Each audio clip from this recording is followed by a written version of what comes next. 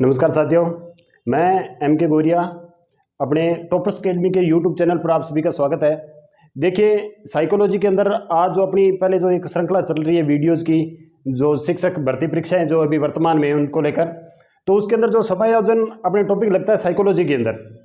Psychology या जितनी भी भारत के अंदर जो शिक्षा की दृष्टि से या शैक्षणिक क्षेत्र के अंदर जो वैकेंसीज आई हुई है, जैसे टीचर के अंदर, अपने जितने भी भारत के अंदर जितने भी स्टेट है वहाँ समान रूप से जहाँ भी शिक्षण की भर्ती हो रही है उसके अंदर ये टॉपिक लगता है साइकोलॉजी के अंदर, जिसका नाम है समायोजन। देखिए, समायोजन के अंतर्गत आज अपन बात करते हैं कि समायोजन आखिर क्या है और समायोजन के दौरान कौन कौन सी युक्तियां अपनाई जाती है। तो सबसे पहले अपन इसका जो शब्द है उसको लेते हैं समायोजन। समायोजन शब्द को जो इंग्लिश वर्जन है उसे इसे कहते हैं एडजस्टमेंट। क्या बोलते हैं? एडजस्टमेंट। अब देखिए, जब भी अपने जीवन में अपन किसी भी व्यवहार को प्रदर्शित करते हैं ना, या अपने जीवन में अपनी जो लाइफ अपनी चल रही है उस वक्त क्या होता है कि दैनिक जीवन की बहुत सारी प्रक्रियाओं के बाद में हमारा शरीर है वो क्या हो जाता है, रोगग्रस्त हो जाता है। जब ये रोगग्रस्त की घटनाएं चलती है तो हमें उसके बाद में अपना जो ट्रीटमेंट है वो करवाना पड़ता है। तो उससे क्या होता है कि हमारे जो शरीर की चोट है ना, उसकी एक प्रक्रिया है कि वो थोड़े टाइम के बाद में क्या हो जाता है, संपन्न हो जाता है या सही हो जाता है। अपन जो पूर्ववत या यथावत जो अपनी स्थिति थी पूर्व में, अपन उसी में आ जाते हैं, यानी हमारा जो शरीर है वो स्वस्थ हो चुका है। इसके बाद में जीवन की ऐसी बहुत सारी घटनाएं घटती है जिसका जो प्रभाव है या जो दिन प्रतिदिन की जितनी भी घटनाएं है वो एक चोट के रूप में हमारे कहाँ पहुंच जाती है, मन में। अब इस मन का इलाज कैसे किया जाए, इसके लिए व्यक्ति क्या करता है कि किसी डॉक्टर का सहारा न लेकर खुद से ही क्या करता है, उसको प्रकृति के अनुसार ढालने की कोशिश करता है। तो उस मन की चोट को थोड़ी शांति देने के लिए क्या करता है, समायोजन की कुछ युक्तियां अपनाता है, जिसे अपन क्या बोलते हैं, समायोजन बोलते हैं।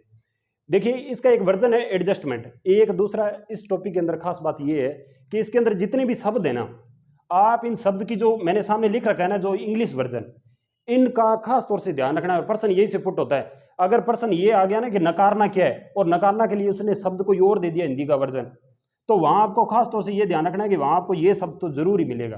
तो आप जो भी चीज समझें उसको किस ओर से लिंक करना है, केवल इंग्लिश वर्जन की ओर से लिंक करना है। तो देखिए,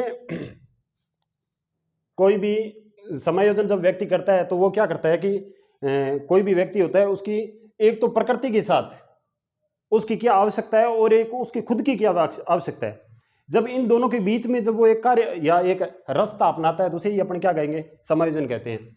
तो इसमें क्या होता है कि हमें जो आवश्यकता है, हमारी जो आवश्यकता है और पर्यावरण की जो आवश्यकता है, उसके बीच का जो कार्य है ना, वही क्या कहलाता है, समायोजन कहलाता है। इसको लेकर क्या होता है कि कई बार तो प्रकृति से जो चीज हमें चाहिए होती है वो अपने को मिल जाती है, अगर नहीं मिलती तो हम किस में कर लेते हैं, खुद में ही परिवर्तन कर लेते हैं। जैसे मान लीजिए एक छोटा सा उदाहरण लेते हैं कि अपन गए बाजार के अंदर और बाजार के अंदर एक छोटा सा कोई अपन ने एक ऐसा सामान लिया जिसकी जो कीमत थी वो 500 रुपए थी, और अपने पास जो रुपए है वो मान लीजिए 300 रुपए है।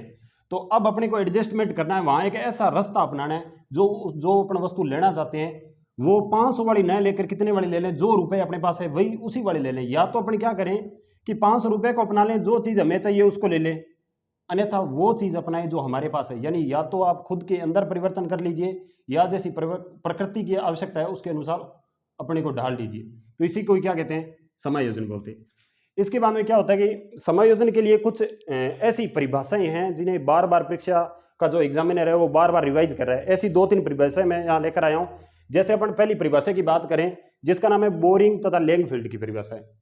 ये एक ऐसी परिभाषा है इस टॉपिक की जो हर दूसरे या तीसरे जो वनडे एग्जाम है उनके अंदर रिवाइज हो रही है। इसका मतलब ये है कि इस जो टॉपिक है इसकी सबसे बेहतरीन परिभाषा है वो बोरिंग एंड लैंगफील्ड की है। इनकी परिभाषा है ना, वही जो उन्हीं शब्दों पे फोकस कर रहा है जो अभी अपन एक शरीर की चोट या मन की चोट है या एक व्यक्ति पर्सनल की जो आवश्यकता है और प्रकृति की आवश्यकता है, उन्हीं 2 शब्दों को लेकर की गई है। एक और ये होता है कि खास बात ये भी है परिभाषाओं को याद करते वक्त कि जब भी आप परिभाषा याद करें ना तो पूरी परिभाषा का रट्टा नहीं मारना, केवल क्या करना है कि उसका जो एक परफेक्ट वर्ड है ना उसी को पकड़ना है और उसको आप कैसे तैसे करके उस जो व्यक्ति है उसके साथ लिंक कर लीजिए, वो परिभाषा याद रह जाएगी। ठीक है, तो इसकी सबसे प्रभावित जो परिभाषा है वो बोरिंग एंड लैंगफील्ड की है, जिसे उन्होंने किन शब्दों में कहा है समायोजन को, तो बोरिंग और लैंगफील्ड ने अपने शब्दों में समायोजन को कहा है कि ये व्यक्ति की तो आवश्यकता और उसकी पूर्ति करने वाली जो परिस्थिति होती है उनके मध्य जो व्यक्ति संतुलन अपनाता है उसे क्या कहते हैं, अपन समायोजन कहते हैं। तो ध्यान रखना है, एक तो व्यक्ति की खुद की आवश्यकता होती है और दूसरा जो पूर्ति करने वाली परिस्थितियां होती है उनके बीच में जो संतुलन अपनाया जाता है या ऐसा कार्य या ऐसा रास्ता जो संतुलन का काम करे उसे क्या कहते हैं, समायोजन कहते हैं। इसी बात को रिवाइज किसने किया है, बोरिंग और लैंगफील्ड। ठीक है, इसके बाद बात करें दूसरी परिभाषा की। दूसरे आते हैं महत्वपूर्ण, स्किनर जो व्यवहारवादी है। पूरी साइकोलॉजी के अंदर कहीं ना कहीं आपको स्किनर का योगदान मिलता है। तो स्किनर की परिभाषा, इन्होंने समायोजन को अपने शब्दों में किस तरह से कहा, इन्होंने कहा कि समायोजन एक ऐसा कार्य है या एक ऐसी प्रक्रिया है जिसे इन्होंने अधिगम की प्रक्रिया के रूप में प्रस्तुत किया है। अब यहां पर एक शब्द लिखा हुआ है प्रक्रिया। प्रक्रिया को वैसे अपन प्रोसेस के शब्द से जानते हैं। प्रोसेस का मतलब क्या होता है कि किसी भी कार्य को करने का तरीका ऐसा होना चाहिए कि वो जो कार्य है वो कुछ चरणों के अंदर संपन्न हो। जैसे एक नॉर्मल सा शब्द लेते हैं अपने शिक्षण कार्य। स्किनर महोदय एक ऐसे इंसान हुए हैं जिन्होंने शिक्षा शास्त्र के अंदर भी अपना योगदान दिया है और जितनी भी साइकोलॉजी की जहां जहां अपने चैप्टर लगते हैं उन सब के अंदर कहीं ना कहीं आपको स्किनर महोदय मिलेंगे। तो इन्होंने कहा कि समायोजन है वो अधिगम की प्रक्रिया है। अधिगम की प्रक्रिया का मतलब ये है कि वो एक ऐसा कार्य है जो कुछ चरणबद्ध रूपों में गुजरता है कि व्यक्ति सर्वप्रथम अपनी आवश्यकताओं को क्या करता है, जागृत करता है। उसके बाद ये सोचता है कि मैं इन आवश्यकताओं की पूर्ति के लिए क्या क्या कर सकता हूं, तो उन क्या क्या करने के कुछ रास्ते ढूंढता है उसको पूर्ण करने के लिए। यानी एक ऐसी प्रक्रिया या एक ऐसा कार्य जो कुछ चरणों के अंदर हो रहा है। जैसे अपने उदाहरण लें कि एक शिक्षण कार्य होता है क्लास के अंदर। तो शिक्षण कार्य क्या होता है, सर्वप्रथम आप किसी काम को लेकर जो टॉपिक आप पढ़ाना चाहते हैं, जैसे अभी मैं आपके सामने आया हूं कुछ टॉपिक लेकर, तो ये मेरा जो ब्लैक बोर्ड पे पूरी चीज कंप्लीट की गई है ना, इसी अपन क्या बोलते हैं, कक्षा से पूर्व का नियोजन है। ये शिक्षण की पहला प्रोसेस है। इस प्रोसेस शब्द का मैं मतलब बता रहा हूं ताकि प्रोसेस को आप स्किनर से लिंक कर सके। इसके बाद दूसरा क्या होता है कि अभी जो अपने सामने जो इंटरेक्शन चल रहा है, वार्तालाप चल रहा है, वो अपना क्या है, शिक्षण प्रक्रिया के दौरान का जो कार्य वो है। इसके बाद में ये सारा करवाने के बाद में आपसे मैं पूछूं कि डिनाइल शब्द का मतलब क्या है। इसका मतलब ये है कि मैं अब आपसे क्या ले रहा हूं, आपका मूल्यांकन करना। और मूल्यांकन का मतलब यही होता है कि अभी जो अपन ने की है उसके बारे में जानना।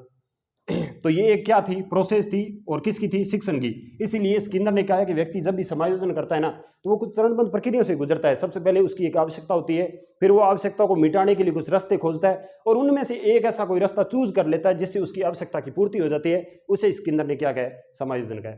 ठीक है, इसके बाद बात करें व्हाइट महोदय की। तो एक और इंसान भी हुए जिन्होंने शिक्षण प्रक्रिया को भी द्विमुखी प्रक्रिया माना है। ये लाइन पढ़ने के बाद में आपको थोड़ी देर हजम नहीं होगी। कारण ये है कि आपने एक जगह और पढ़ा है कि शिक्षण प्रक्रिया क्या है, द्विमुखी प्रक्रिया है। वो शिक्षण की परिभाषा के अंदर दिया हुआ है, और ये समायोजन की परिभाषा के अंदर है कि जो समायोजन है वो कैसी प्रक्रिया है, द्विमुखी प्रक्रिया। द्विमुखी प्रक्रिया से मतलब ये है कि एक तो वो प्रक्रिया ना वो इंसान द्वारा अपनाई जा रही है, और इसका मतलब है कि एक जो आवश्यकता है वो इंसान की है, और दूसरी उसको पूर्ति करने वाली परिस्थिति है वो पर्यावरण की है। यही क्या है, व्हाइट के अनुसार द्विमुखी प्रक्रिया।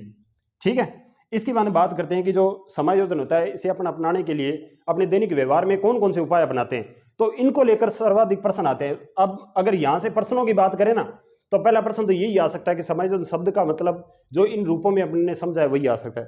दूसरा, महत्वपूर्ण जो तीनों परिभाषा लिखे हैं, सर्वाधिक बार जो रिपीट हो रही है, बोरिंग और लैंगफील्ड की, इसी परिभाषा को पूछ सकता है कि ये किसने दी है, या इन शब्दों को देखकर कह सकता है ये किससे संबंधित है, तो ये हो सकता है समायोजन से संबंधित है। ठीक है, इसके बाद में समायोजन के लिए अपन दो रास्ते अपनाते हैं। एक तो होता है प्रत्यक्ष उपाय और दूसरा कौन सा होता है, अप्रत्यक्ष उपाय। तो प्रत्यक्ष उपाय के लिए अपन कौन कौन से रास्ते अपनाते हैं उनके बारे में चर्चा करेंगे, और सेकंड इसके बारे में अप्रत्यक्ष के अंदर कौन कौन से उपाय अपनाते हैं इसके बारे में चर्चा करेंगे। सबसे पहले बात करें अपन बाधा निवारण की। बाधा निवारण से मतलब ये होता है कि प्रत्यक्ष और पहले तो अप्रत्यक्ष उपाय के बारे में समझो।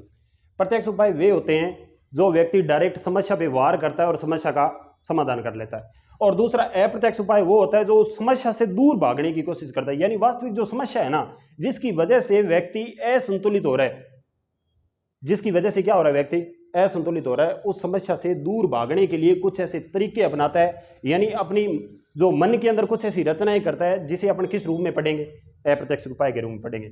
इसका पहला कौन सा है, बाधा निवारण। देखिए, बाधा निवारण से तात्पर्य ये होता है कि जब भी व्यक्ति के सामने कोई समस्या आए, अपन ने इस बात को मैं फिर से रिपीट कर देता हूं कि अपन इस समायोजन शब्द से जब भी कोई टॉपिक को किसी भी बुक के अंदर पढ़े, तो सबसे पहले खास बात यही ध्यान रखनी है कि उस बुक ने हिंदी के अंदर एक ही शब्द के चाहे 50 पर्यायवाची लिख रखे हैं, आपको उसकी ओर बिल्कुल गौर नहीं देना है। बिल्कुल ही ध्यान नहीं देना है, केवल ध्यान किस ओर देना है कि उस शब्द ने या उस बुक ने अगर इंग्लिश के वर्ड लिख रखे हैं तो उसे गौर से देखना है। तो इसका जो पहला इंग्लिश वर्जन है वो है डिस्ट्रॉयड बैरियर। जो आपके सामने बैरियर आ रहे हैं, आपकी बाधाएं आ रही है, उनको क्या करना है, तोड़ना है, उनका निवारण करना है। तो उसके लिए आप क्या कर सकते हैं, आपके सामने जो भी समस्या आ रही है ना, आप क्या करें, डायरेक्ट उसी पे उसका निवारण करना है। उस निवारण के लिए आप क्या कर सकते हैं भाई, जब आपके सामने कोई बाधा है, बाधा पहले ये हो सकती है कि अभी जैसे आपके सामने उदाहरण के लिए बाधा हो सकती है कि गर्मी बहुत ज्यादा है और पंखा नहीं चल रहा, तो आप इसके लिए, ये आपके सामने बाधा है, इसके लिए आप इलाज क्या कर सकते हैं, आपके सामने इलाज ये है कि आप जाके लाइट वालों से बात कर सकते हैं। जो आपकी समस्या है ना, उन्हीं से डायरेक्ट उन्हीं पे काम करो। अगर वो उसके बाद में आपको मना कर देते हैं ना, तो उसके बाद आप ये कर सकते हो, बैटरी की व्यवस्था कर लो। अगर बैटरी की भी व्यवस्था नहीं हो रही, उसके अलावा इस लाइट को लाने के लिए जो उपाय आप कर रहे हो ना, वो सारी क्या है, बाधा निवारण। ठीक है, इसके बाद में बात करते हैं वैकल्पिक रास्तों का चुनाव और लक्ष्यों का प्रतिस्थापन। दोनों शब्द एक जैसे आएंगे, लेकिन जो गौर करने वाली बात है वो ये है कि इसके अंदर जो इंग्लिश वर्जन है ना, उस पर ध्यान देना है। एक तरफ तो अपन है ना, जो पैथ होते हैं, अपन जो रास्ता होता है उसका चयन करते हैं, और एक तरफ अपन गोल का चयन करते हैं या गोल का प्रतिस्थापन कर लेते हैं। गोल का मीन्स लक्ष्य होता है और पैथ का मतलब रास्ता होता है। मान लीजिए आपके सामने कोई एक ऐसी समस्या आ चुकी है जिसको आप हल करना चाहते हो, और हल भी किस रूप में, प्रत्यक्ष उपाय के रूप में। तो आप क्या करेंगे, या तो जो आपका रास्ता है ना, काम करने का जो रास्ता है, जैसे मान लीजिए मुझे यहां से जयपुर जाना है, ठीक है, और मेरे जयपुर जाने के यहां से रास्ते क्या है, 5 है, और एक रास्ता ऐसा है जो 100 किलोमीटर का है, एक ऐसा है जो 200 किलोमीटर का है, एक ऐसा है जो 250 का है, और एक ऐसा है जो 300 का है। मान लीजिए 3 रास्ते हैं, ठीक है।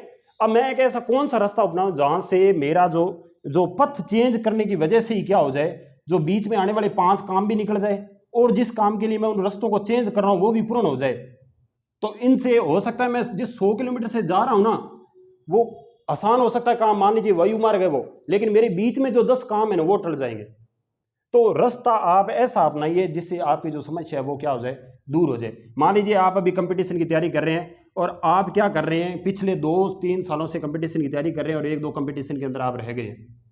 तो आपके कार्य करने का जो तरीका था ना, पीछे वाले में कुछ अलग हो सकता है, लेकिन अब की बार आप क्या कर रहे हैं, किसी कोचिंग का सहारा ले रहे हैं, या कोई टेस्ट सीरीज ज्वाइन करके बैठे हैं, या अब की बार आप क्या कर रहे हैं, कुछ अलग कर रहे हैं, जो पिछले किया था उससे अलग कर रहे हैं। इसका मतलब ये है कि आपने वो सेम ही टारगेट सेम ही रखा है, लेकिन आप उसके लिए रास्ते अलग अलग अपना रहे हैं। कोचिंग का सहारा ले रहे हैं, नोट्स पढ़ रहे हैं, टेस्ट सीरीज दे रहे हैं, ये आपके रास्ते हैं अलग अलग।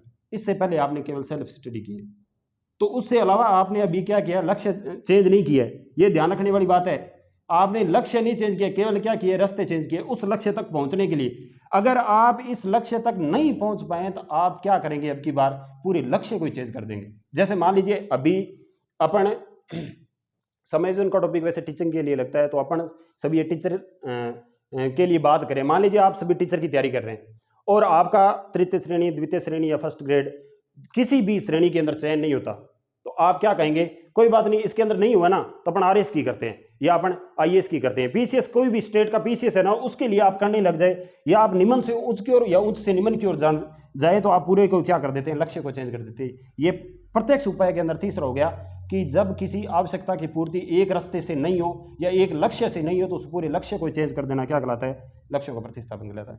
इसके बाद बात करें विश्लेषण और निर्णय की। देखिए बहुत बार समस्या ऐसी आती है जिनको थोड़ा सा विचार विमर्श करने के पश्चात है ना, समस्या को समाधान किया जा सकता है। इसका एक अच्छा उदाहरण ये है जिसको अपन कहते हैं एनालिसिस एंड डिसीजन। बहुत बार ऐसी प्रक्रिया आती है, जैसे मान लीजिए अपन ने जो पूर्व के कार्य है ना, उनसे अपन सीख लेते हैं। जैसे मान लीजिए कोई काम मैंने किया और उसके अंदर मेरे को असफलता मिली, लेकिन उसके बाद में ये देखता हूँ कि यार मैंने जो काम किया था उसके अंदर असफलता के कारण कौन कौन से थे, मैंने एनालिसिस किया, उसके अंदर मैंने क्या किया, विश्लेषण किया। और विश्लेषण और संश्लेषण आप बहुत सारी जगह ऐसे पढ़ेंगे जहां दो शब्द आएंगे, एक तो आएगा विश्लेषण और दूसरा आएगा संश्लेषण। संश्लेषण का शब्द का मतलब होता है जोड़ना, और विश्लेषण का मतलब होता है तोड़ना। इसका मतलब ये है कि जो आपके सामने समस्या है ना, आप उसे इतने टुकड़ों के अंदर बांट दीजिए कि उसके प्रत्येक टुकड़े को जानने की कोशिश कीजिए कि मैंने कहां अच्छा काम किया था और कहां गलत काम किया था। जहां आपके नेगेटिव पॉइंट है ना, आप उनके ऊपर काम कीजिए और उसके बाद में एक उचित निर्णय लीजिए उस समस्या को हटाने के लिए। ये आपके प्रत्यक्ष उपाय का अंतिम हो गया, कौन सा, एनालिसिस एंड डिसीजन। देखिए इस पर्सन से और अप्रत्यक्ष उपाय से सबसे बेहतर पर्सन ये बन सकता है कि यहाँ से लिए जाने वाले निर्णय होते हैं ना, वो आपके चेतन मन से लिए जाते हैं, और यहाँ से जितने भी निर्णय लिए जाएंगे वो किस से लिए जाएंगे? अचेतन मन से लिए जाएंगे। इसका मतलब ये है कि इसकी समस्या का निवारण करने के लिए व्यक्ति जागृत अवस्था में होता है। अपनी समस्या का समाधान के लिए जब वह समस्या का समाधान कर रहा होता है तो जागृत अवस्था में होता है, और यहाँ पर जितने भी निर्णय लिए जाएंगे वो कैसे होंगे? अचेतन के होंगे। यानी उस वक्त व्यक्ति को खुद को अपने जो निर्णय होंगे ना, वो कह सकते हैं कि बिल्कुल हवा के अंदर लिए जाएंगे, वास्तविक निर्णय नहीं होंगे। इसके बाद बात करते हैं अपने अप्रत्यक्ष उपायों की। अप्रत्यक्ष उपाय की पहला आता है नकारना, जिसे हम लोग बोलते हैं डिनाइल। दूसरा है प्रक्षेपण, जैसे इंग्लिश के अंदर प्रोजेक्शन बोलते हैं। औचित्यकरण, युक्तिकरण, विवेकीकरण, परिमेयकरण, जिसे बोलते हैं रेशनलाइजेशन। इसके बाद बोलते हैं प्रतिगमन, जिसे बोलते हैं रिग्रेशन। इसके बाद में प्रतिक्रिया निर्माण, एक जैसे शब्द है उनको मैंने पास पास रखा है ताकि इनके बीच का जो अंतर है उसे अपन समझ सके।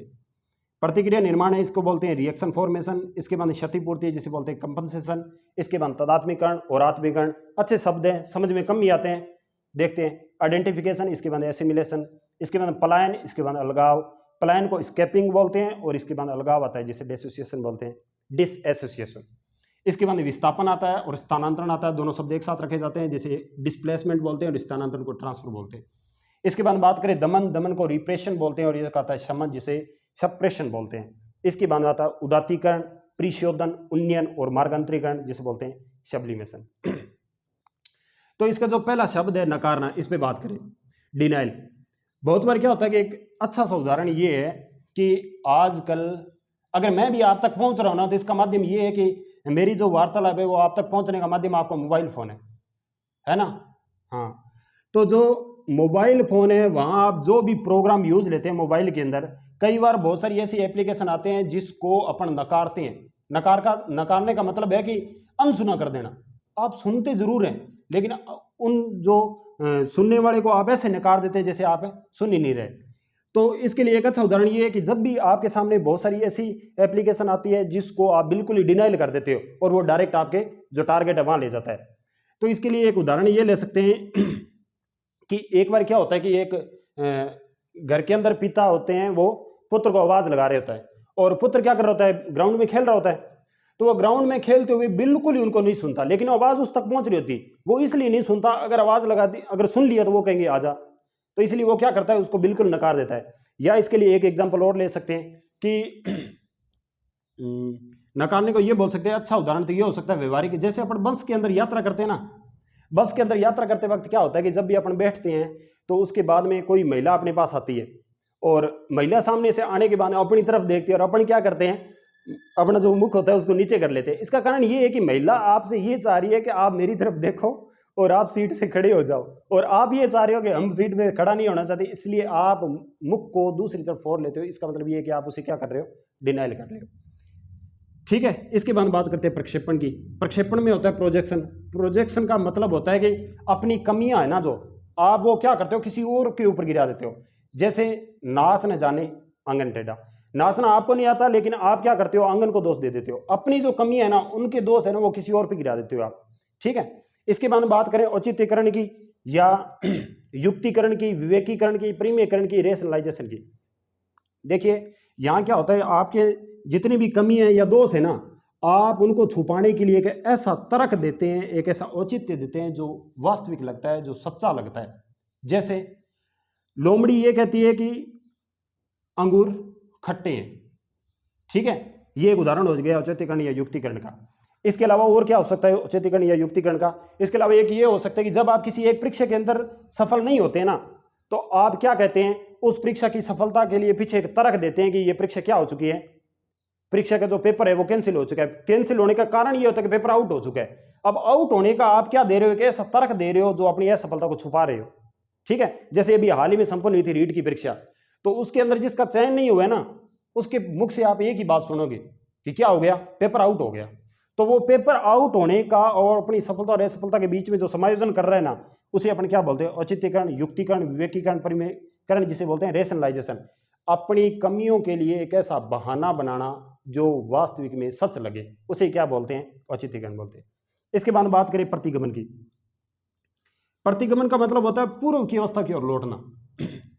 प्रतिगमन से तात्पर्य होता है पूर्व की अवस्था की ओर लौटना, अर्थात ऐसा बहाना, ऐसा कार्य करना, अपने जो आवश्यकता होती है उनकी पूर्ति कर लेना, ऐसा कार्य करना जिसे आप पूर्व की अवस्था में लौट कर करते हैं। जैसे कोई एक प्रौढ़ है, वो क्या करता है, पूर्व की अवस्था के अंदर जाकर बच्चों की तरह रोता है, तो वो भी क्या कर रहा है, प्रतिगमन कर रहा है। इसके बाद होता है प्रतिक्रिया निर्माण। प्रतिक्रिया निर्माण से मतलब क्या होता है, रिएक्शन फॉर्मेशन का मतलब होता है कि आप एक ऐसा काम कीजिए जो बिल्कुल ही अपोजिट हो, बिल्कुल ही क्या हो, अपोजिट हो। जैसे बगुला भगत होना, ठीक है, और मुख पर राम और बगल में छुरी, इसके दो अच्छे उदाहरण हो सकते हैं। एक तो ये हो सकता है बगुला भगत होना, आप जो जैसा दिखते हैं ना वैसा न होकर क्या हो, आप ऐसा कार्य करना, उसके बिल्कुल अपोजिट काम करना। आप बाहर से तो राम जैसे हो, लेकिन पीछे से काम कैसा कर रहे हो, रावण या कंस जैसा काम कर रहे हो। इसके बाद आप बगुला भगत होना कि आपकी जो सामने से तो आप दूसरों के प्रति वफादार दिखते हो, लेकिन पीछे से आप कैसे हो, उनका विरोध करने वाले हो, ठीक है। तो ये हो गया प्रतिक्रिया निर्माण, जिसे बोलते हैं रिएक्शन फॉर्मेशन। इसके बाद में बात करें क्षतिपूर्ति की, क्षतिपूर्ति को बोलते हैं कंपनसेशन। देखिए, क्षतिपूर्ति शब्द से मतलब होता है कि आप अपनी कमी की पूर्ति कोई एक ऐसा कार्य अपनाकर करें जहां से उसकी पूर्ति हो जाए। इसके दो उपाय हो सकते हैं, या तो आप क्या करेंगे, किसी कार्य के प्रत्यक्ष उपाय अपनाएंगे क्षति के, और दूसरा क्या अपनाएंगे, अप्रत्यक्ष। प्रत्यक्ष से क्या तात्पर्य है, प्रत्यक्ष से यह तात्पर्य है कि जिस चीज की आपके पास कमी थी ना, आप उसी के ऊपर काम करके उसको सही कर लेते हो, तो वो कौन सा है, प्रत्यक्ष उपाय है। जैसे मान लीजिए आपकी, जैसे इसके लिए उदाहरण आता है कि जो ठिगनी लड़की है वो क्या कैसे सैंडल पहनते हैं, ऊंची हील की सैंडल पहनकर क्या कर लेती है, खुद को एडजस्ट कर लेती है। ये क्या कर रही है, प्रत्यक्ष उपाय अपना रही है। कौन सा, क्षतिपूर्ति का प्रत्यक्ष है, कि जिस चीज की कमी है ना उसी के अंदर काम करके उसी के अंदर उसको सुधार लेना, वो क्या कहलाता है, क्षतिपूर्ति का प्रत्यक्ष उपाय कहलाता है। इसके बाद में बात करें क्षतिपूर्ति के अप्रत्यक्ष उपाय के अंदर, तो क्षतिपूर्ति का जो अप्रत्यक्ष उपाय होता है ना, वो ये होता है कि आपने जिसके अंदर आपकी कमी है ना, आप उसके अंदर पूर्ति नहीं करें, दूसरा रास्ते किसी अन्य के अंदर पूर्ति कर लेते हैं, और आप खुद का क्या कर लेते हो, समायोजन कर लेते हो। इसे अपन क्या करेंगे, क्षतिपूर्ति का अप्रत्यक्ष उपाय। जैसे मान लीजिए कोई एक अंधा बालक है या दृष्टिबाधित बालक बोल सकते हैं जिन्हें, वो क्या करता है कि संगीत के अंदर अपनी बहुत बड़ी उपलब्धि हासिल कर लेता है, और खुद का क्या कर लेता है, समाज के अंदर समायोजन कर लेता है। ये क्षतिपूर्ति का दूसरा उपाय कहलाता है, जिसे अपन क्या बोलते हैं, अप्रत्यक्ष उपाय बोलते हैं क्षतिपूर्ति का, ठीक है। इसके बाद में ये वाले हो गए अपने पूरे। इसकी मन बात करते हैं तदात्मीकरण और आत्मीकरण की, पलायन की और अलगाव की, विस्थापन की और स्थानांतरण की। देखिए, जब कोई व्यक्ति किसी व्यक्ति की असफलता से, यहां ये ध्यान रखने योग्य बात है कि दोनों ही व्यक्ति कैसे असफल व्यक्ति होंगे, उनसे अपन खुद की तुलना करेंगे, लेकिन यहां जो व्यक्ति होगा ना, वहां सफल व्यक्ति की पीछे वाली उसकी जो भूतकाल की जो असफलताएं थी ना, उनके साथ खुद को क्या करेगा, आइडेंटिफाई करेगा। और यहां जो आइडेंटिफाई करने का काम होगा ना, जो प्रेजेंट में सफल व्यक्ति है ना, उसके साथ खुद का क्या करेगा, एसिमिलेट करेगा। जैसे मान लीजिए यहां था तदात्मीकरण में, यहां तदात्मीकरण में अपन पहला उदाहरण ले सकते हैं सचिन तेंदुलकर का।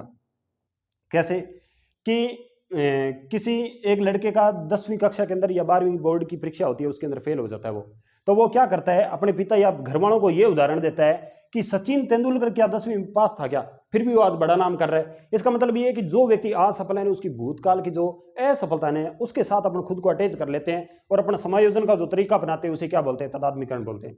इसके लिए एक एग्जाम्पल और ले सकते हैं। जैसे मान लीजिए कोई एक लड़का है, वो कोई बुरा कार्य करता है, तो वो बुरा कार्य करने के बाद में खुद को समायोजित करने के लिए क्या बहाना क्या देता है कि जो फिल्म स्टार है शाहरुख खान, वो भी तो सिगरेट पीते हैं। तो ये जो आज के तो सफल व्यक्ति है, लेकिन उनके भूतकाल की कैसी असफलता है, उनके साथ अपन खुद को अटैच कर लेते हैं, वही क्या कहलाता है, आइडेंटिफाई कहलाता है या आइडेंटिफिकेशन कहलाता है। इसके बाद होता है एसिमिलेशन। एसिमिलेशन आत्मीकरण शब्द है। ये शब्दावली मूलतः है ना, वैसे तो जीन प्याजे के अंतर्गत भी अपन पढ़ते हैं, वहाँ पर अपन जैसे उनका जो संतुलनीकरण की प्रक्रिया है, जिसे अपन उसके बाद में जो आत्मीकरण है, ये भी शब्द 4-5 शब्द ऐसे हैं जो शब्द ज्ञान के बढ़ने की या ज्ञान के बढ़ने की प्रक्रिया है ना, वहाँ अपन पढ़ते हैं, और उसी से लिए गए आत्मीकरण जिसे बोलते हैं एसिमिलेशन। आत्मीकरण के अंदर क्या होता है कि व्यक्ति जो आज सफल है ना, उसी के साथ ही अपन उसे क्या कर देते हैं, अटैच करते देते हैं। जैसे मान लीजिए मैं घर से निकला और कुछ दूर जाने के बाद में पहला चौक आया और वहीं पे मेरे को पुलिस वालों ने रोक लिया, और मैं उन पुलिस वालों को ये कहते हुए बात करवाता हूँ फोन में कि मेरे चाचा है जो SI लगे हुए हैं या DSP लगे हुए हैं, आप उनसे बात कीजिए। इसका मतलब ये है कि जो प्रेजेंट में सफल व्यक्ति है उसके साथ खुद का तुलना करके खुद को जोड़ लेना, वही क्या कहलाता है, आत्मीकरण कहलाता है। या जैसे किसी मन पसंदीदा जो क्रिकेट टीम है या अन्य कोई भी खेल की टीम है, अगर वो शाम तक जीत जाती है तो अपन साथियों के साथ बेट लगाते हैं कि अगर वो जीत जाती है तो शाम को अपन पार्टी करेंगे। इसका मतलब ये है कि आपकी जो सफलता, जो अन्य की सफलता है ना, उसके साथ आप खुद को अटैच कर रहे हो। जो प्रेजेंट की सफलता है उसी को क्या कहते हैं, आत्मीकरण कहते हैं। इसके बाद बात करें पलायन की और अलगाव की। पलायन और अलगाव, देखिए पलायन, अलगाव, विस्थापन और स्थानांतरण में ना माइनर अंतर है, जैसे इनके अंदर अंतर था। पलायन और अलगाव में क्या होता है कि अपने सामने जो समस्या है ना, हम उसके सामने नहीं आते। ऐसी समस्या जो अपने को असंतुलित कर सकती है, अपने को असमायोजित कर सकती है, हम उसके सामने ही नहीं आते। और दूसरी ये होती है विस्थापन और स्थानांतरण, जिसमें अपन समस्या के तो सामने आ जाते हैं, लेकिन उसके बाद की घटना घटने के बाद में उससे दूर हो जाते हैं खुद को संतुलित करने के लिए। यह क्या कहलाता है, विस्थापन और स्थानांतरण कहलाता है। जैसे पलायन और अलगाव में क्या होता है कि मान लीजिए एक उदाहरण लेते हैं अपन स्कूल का। स्कूल में क्या होता है कि बच्चे को ये कहा जाता है कि आप सुबह आना, और जो प्रार्थना की बारी होगी ना, जिसे अपन प्रार्थना कार्यक्रम के लिए अलग अलग बच्चों को आगे बुलाते हैं, तो उनको कहते हैं कि कल सुबह आना और आपकी बारी है। तो अपन वो बच्चा क्या करे, कल सुबह प्रार्थना में नहीं है, तो इसका मतलब ये है कि उसको ये लगा कि जो समस्या है ना वो कल पक्की आएगी, लेकिन वो समस्या के सामने ही नहीं जाए। यही क्या कहलाता है, पलायन और अलगाव कहलाता है। और पलायन को इंग्लिश में बोलते हैं स्केपिंग, और इसे बोलते हैं डिसोसिएशन। समझ रहा हूं, आपको समझ आ गया होगा। इसके बाद में बात करते हैं विस्थापन और स्थानांतरण की। एक उदाहरण और ले सकते हैं यहाँ पर, जैसे मान लीजिए अपने भी उदाहरण लेते हैं। जैसे अभी अपन ने प्रथम श्रेणी, द्वितीय श्रेणी, जिस चीज की भी तैयारी कर रहे हैं ना, वहां अपन ने किसी एक ऐसी कोचिंग संस्थान से टेस्ट सीरीज ज्वाइन कर रखी है। लेकिन मान लीजिए किसी कारणवश से अपने 2 दिन अपन उस टॉपिक जो टेस्ट के अंदर आने वाले वो नहीं पढ़ पाए, और अपन क्या करते हैं, टेस्ट ही नहीं देते। इसका मतलब ये है कि समायोजन करने के लिए, अपन खुद को समायोजित करने के लिए एक ऐसा रास्ता अपना रहे हैं जिसमें अपन उस समस्या से खुद को दूर कर रहे हैं। यही क्या है, पलायन और अलगाव है। इसके बाद बात करें विस्थापन और स्थानांतरण की। विस्थापन और स्थानांतरण में क्या होता है कि समस्या के सामने आप आ जाते हो, लेकिन उस समस्या से लड़ने के बाद में आप उससे दूर होते हो खुद को समायोजित करने के लिए।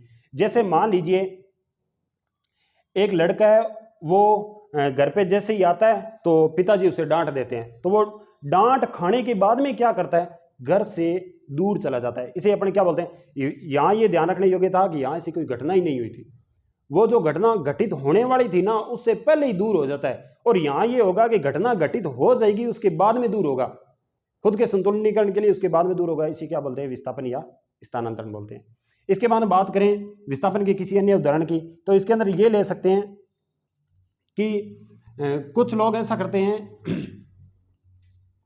जैसे मान लीजिए कि वो अभी कोई एक छात्र है, वो कक्ष के अंदर प्रवेश करके आया है। तो कक्ष के अंदर प्रवेश करने के बाद में क्या करता है, टीचर उसे डांट देते हैं। तो टीचर को डांट से वो क्या होता है, परेशान होकर कक्षा से बाहर चला जाता है, और जो टीचर की जो बाइक थी ना, उसको पंचर कर देता है। यहां मूलतः जो विस्थापन होता है वो 3 रूपों में होता है।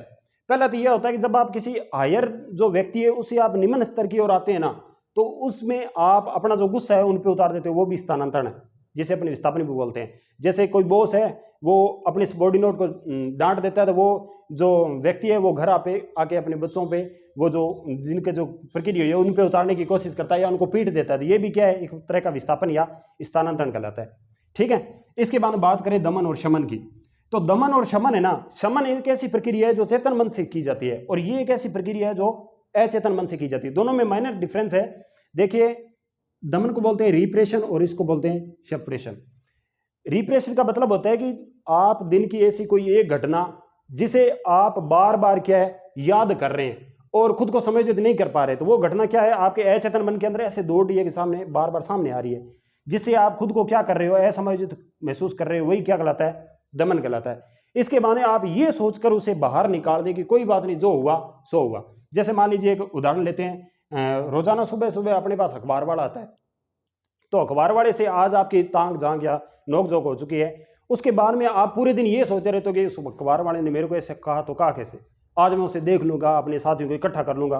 पूरे दिन अगर आपके माइंड में ये बात चल रही है ना, तो आपका जो अचेतन मन का व्यवहार है ना, वो उसे बार बार सामने ला रहा है, और आप इस परिस्थिति में जो समायोजन करोगे ना, वो क्या कहलाएगा, दमन कहलाएगा।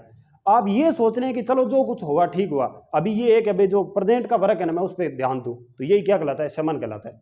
दो ऐसी युक्तियां हैं जिसे किसने दिया है, फ्राइड ने दिया है। समायोजन की ऐसी युक्तियां जिसे किसने दी है, फ्राइड ने दी है। कौन कौन सी, दमन और शमन। इसके बाद आता है उदात्तीकरण, परिशोधन, उन्नयन, मार्गांतरीकरण और सब्लिमेशन। सबसे अंतिम, सबसे बेस्ट, और ये एक ऐसी मानी जाती है, सकारात्मक मानी जाती है, बाकी सारी नेगेटिव मानी जाती है, लेकिन एकमात्र ऐसी है जो सकारात्मक मानी जाती है, जिसे बोलते हैं सब्लिमेशन। सब्लिमेशन के अंदर क्या होता है, आप जो अभी कार्य अपनाए हुए हो जो कैसा है, समाज के लिए उपयोगी नहीं है, समाज के लिए मान्य नहीं है, लेकिन आप अभी एक ऐसा कार्य अपना लेते हो जो समाज के लिए क्या है, मान्य। जैसे आप अपन वाल्मीकि का उदाहरण ले सकते हैं। वाल्मीकि पहले डाकू थे, उसके बाद में क्या बन गए, कवि बन गए। तो डाकू वाला जो काम है ना, वो समाज के लिए मान्य नहीं है, लेकिन आपने उसका त्याग करके अब क्या बन चुके हो, कवि बन चुके हो, और कवि समाज के लिए क्या है, मान्य। यानी आप पूर्व की ऐसी कोई आपकी आदतें जिन्हें आप त्याग देते हैं, और वो कैसी थी, जो समाज के लिए अमान्य थी, और अब ऐसी जो घटनाएं हैं या आते हैं वो अपना लेते हैं जो समाज के लिए मान्य है। इसी क्या बोलते हैं, उदात्तीकरण या सब्लिमेशन बोलते हैं। तो ठीक है, आज अपन ने बात की समायोजन पे। समायोजन के जो मूल तत्व थे ना, अपन ने बात की शरीर की चोट होती है जिसका इलाज किया जा सकता है, लेकिन मन की चोट का इलाज नहीं किया जा सकता। इस मन के इलाज के लिए अपन क्या युक्तियां अपनाते हैं, समायोजन की युक्तियां अपनाते हैं। इसके अंदर कुछ परिभाषाओं की बात की अपन ने, बोरिंग और लैंगफेल्ड की, जिसको कहा कि व्यक्ति की आवश्यकता और उसकी पूर्ति की करने वाली जो स्थिति होती है या परिस्थिति होती है, उसके मध्य की जो संतुलन की अवस्था है, उसे क्या कहा है, समायोजन का है। स्किनर ने अधिगम की प्रक्रिया माना है और व्हाइट ने इसे द्विगम की प्रक्रिया माना है। इसके बाद इसके प्रत्यक्ष के उपाय थे, जिसके 4 उपाय थे। एक था बाधा निवारण, इसके बाद वैकल्पिक रास्तों का चुनाव, फिर लक्ष्यों का प्रतिस्थापन, और इसके बाद है विश्लेषण और निर्णय। इनके बारे में अपन ने जानने की कोशिश की। इसके बाद अप्रत्यक्ष उपाय देखे अपन ने। पहला था नकारना, जिसे अपन डिनाइल का। दूसरा था प्रक्षेपण, जिसे अपन ने प्रोजेक्शन का। इसके बाद औचित्यकरण, युक्तिकरण या प्रीमेकरण, जिसे अपन ने रेशनलाइजेशन का। इसके बाद में था प्रतिगमन, जिसे अपन ने रिग्रेशन का। इसके बाद में प्रतिक्रिया निर्माण, जिसे अपन ने रिएक्शन फॉर्मेशन का। और इसके बाद में था क्षतिपूर्ति, जिसे अपन ने कॉम्पनसेशन का। इसके बाद तदात्मीकरण और आत्मीकरण, जिसे अपन ने आइडेंटिफिकेशन या एसिमिलेशन का। इसके बाद पलायन और अलगाव, जिसे अपन ने स्केपिंग और डिसोसिएशन का। इसके बाद विस्थापन और स्थानांतरण, जिसे अपन ने डिस्प्लेसमेंट और ट्रांसफर का। इसके बाद में दमन, रिप्रेशन, शमन, सप्रेशन, उदात्तीकरण, जिसे अपन ने सब्लिमेशन का। इस तरह से मैं आशा करता हूं कि आज अपन ने जो टॉपिक किया है आपको एक बहुत ही अच्छे तरीके से समझ में आ गया होगा, और आगामी जितनी भी भर्ती परीक्षाएं उनसे संबंधित आने वाला जो प्रश्न होगा वो आपका अवश्य हल होगा। तो ठीक है, मिलते हैं फिर किसी नए वीडियो के साथ। तब तक के लिए जुड़े रहिए हमारे टॉपर अकेडमी यूट्यूब के जो चैनल है